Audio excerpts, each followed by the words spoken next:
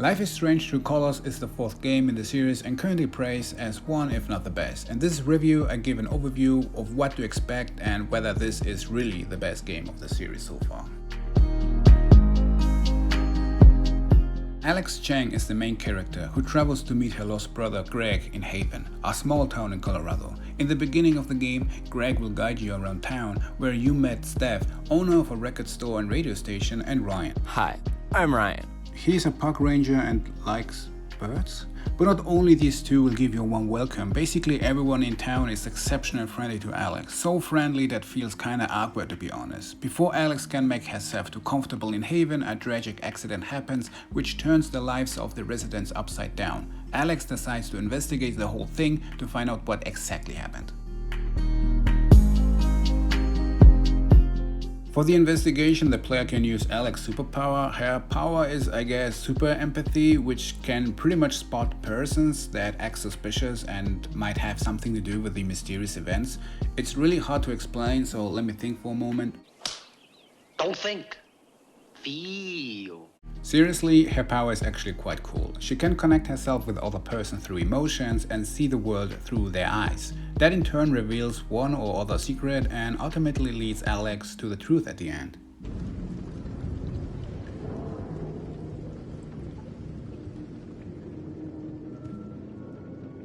Now I can find out what's really going on with Steph.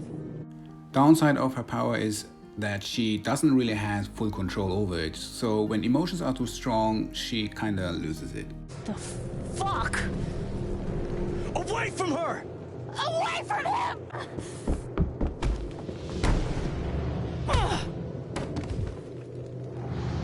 I said emotional content, not anger. So like the characters before, she seems rather like a normal person that simply has this gift and struggles with it. They're the ultimate superhero, which makes her even more likable. Like previous games, the player is able to examine stuff that lies around or the NPCs that are spread around town. Each one has their own little mini story that can be also influenced with Alex's power. After so much investigation, you'll need a little break every now and then, which you often get in the game. You can play mini games or just chill out in some places while listening to music and Alex's thoughts. Soundtrack is on point like expected. Due to copyright, I can't give you any sneak peek though. Visually, Life is Strange looks very good, for the most parts I guess. Still, overall it is without a doubt the best looking one so far. Gameplay wise, Life is Strange True Colors has still the same essence from previous games, but what definitely sets True Colors apart from the previous games are the awesome moments the player will experience through the game. It never felt boring or repetitive. In fact, from some stuff I couldn't really get enough, like the LARP, which turns True Colors into an RPG game all of a sudden. Sadly though, with its own unique moments and charm, True Colors still had some flaws. It's of course personal issues here, but it might be worth mentioning them. I have to say, Alex is really great.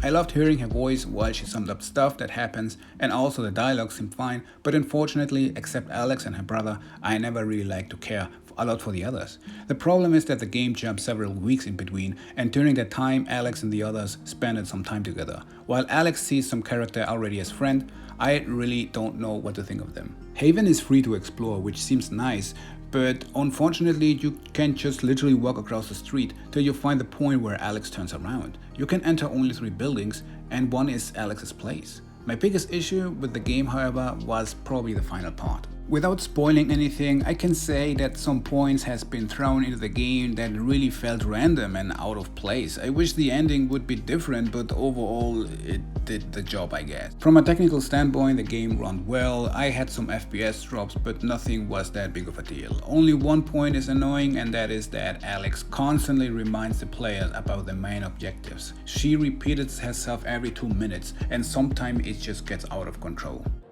I wonder how Riley's doing with the USB.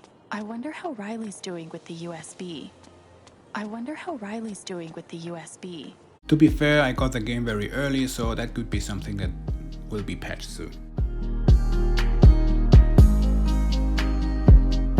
Life is Strange True Colors started really strong, but at the end left me with a bittersweet taste. The game tried really hard to get me emotionally attached with the characters, but couldn't do that unfortunately. So my final rating is a 7 out of 10. Despite some weak points, still I had through and through a good experience. Which I thank you for watching and see ya.